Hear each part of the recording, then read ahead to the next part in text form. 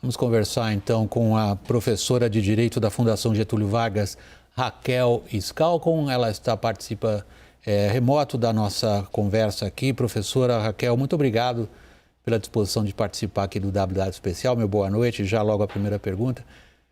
Evidentemente, qualquer cidadão pode se dirigir ao Supremo e solicitar qualquer tipo de medida cautelar.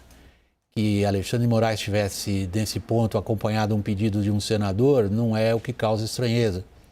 O que tem causado estranheza entre os operadores no campo do direito, professor, eu gostaria de saber qual é a sua opinião, são os indícios que levaram à adoção de medidas cautelares como quebra de sigilo fiscal, quebra de sigilo telemático, quebra de sigilo bancário.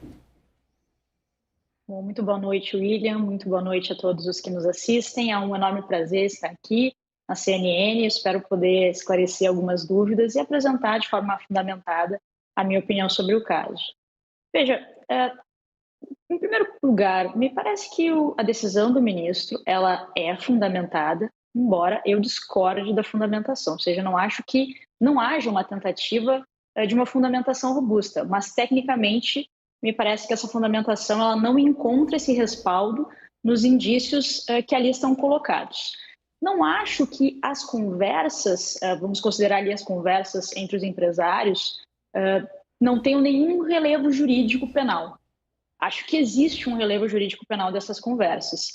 Agora, não acho que esse relevo seja suficiente para já permitir, como medida quase que primeira, esse vasto número de cautelares, né, como quebra de sigilo, bloqueio de contas, busca e apreensão, etc., que foi deferido.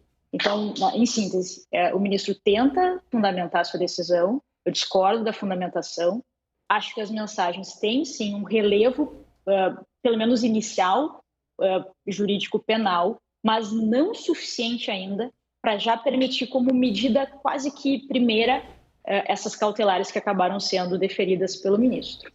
Isso é que é fascinante no campo no qual a senhora opera. Professora Raquel, a gente vê, por exemplo, entre os seus colegas da academia, uma disputa intelectual até para definir se realmente o que estão naquelas mensagens do WhatsApp constitui crime. Na sua avaliação, sim, aquilo seria passível de algum tipo de, digamos, de sanção. Onde a senhora se posiciona também, por sua vez, de maneira divergente em relação aos seus colegas, isto pode ser tipificado do ponto de vista criminal, mas não justifica o tipo de atitude adotada ou as medidas cautelares, para usar a linguagem do seu campo, adotadas pelo ministro Alexandre de Moraes. O que isso significa? Um bom advogado derruba isso? Bom, é só um esclarecimento.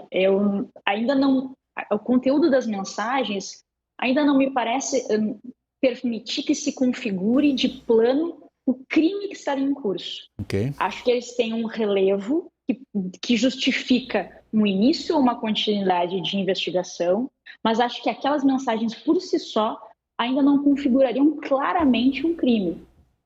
Mas elas justificam uma continuidade de investigação. Só não acho que a partir de tantas medidas cautelares. Então, até quanto a esse ponto, queria deixar esse meu esclarecimento. Claro. Eu não enquadro ainda em crimes contra o Estado Democrático de Direito, mas acho que elas justificam uma investigação.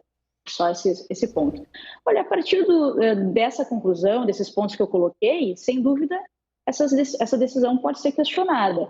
A questão é que eu acho improvável que a Corte venha a derrubar essa decisão na medida em que há aqui um esforço institucional, acho que político mesmo, de mostrar um consenso e uma força contra qualquer ideia que possa, né, nos remeter a algum tipo, enfim, de movimento mais golpista ou não. Enfim, não é possível ainda dizer o quanto aquilo era uma mera retórica ou não. Por isso que o meu ponto é que há uma dificuldade de enquadramento jurídico penal de imediato.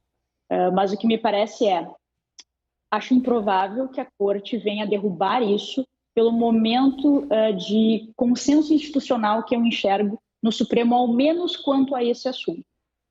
Professor, deixa eu voltar por último, minha última questão, a esse ponto de entender o que, afinal, permite que um ministro, qual é a relevância que tem o ministro Alexandre de Moraes, preside o TSE, integra o STF, autorize essas medidas cautelares que são realmente muito duras.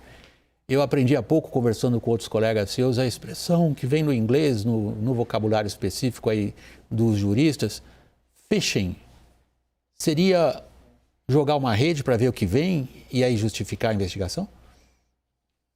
Veja, William, isso é uma prática muito comum no direito processual penal hoje, não é uma prática legítima, e se verifica um pouco isso, essa percepção de que, bom, vamos ver o que encontramos e a partir do que encontramos, que talvez seja gravíssimo, nós justificamos a medida previamente lançada.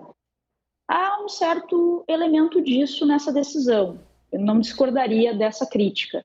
Como eu disse, o conteúdo das mensagens me parece permitir que se investigue, mas não que de imediato já se recorram a essas medidas. Então, sim, a grande questão será o que vai ser encontrado. A depender do que for encontrado, vai ser muito difícil tentar argumentar que essas medidas não foram justificadas. Mas eu não acho que nós possamos fazer um direito processual penal a posteriori, ou seja, o fato de que eventualmente venhamos a encontrar um conteúdo muito grave, enfim, com base em todas essas buscas e apreensões e bloqueios, não acho que isso vai legitimar a decisão prévia. Mas isso, infelizmente, é algo que acontece em vários casos no Brasil, e esse é só mais um exemplo. Professora Raquel Scalcon, da Fundação Getúlio Vargas, nosso muito obrigado aqui do WW Especial pela sua participação e boa noite, Raquel. Eu que agradeço, uma ótima noite a todos.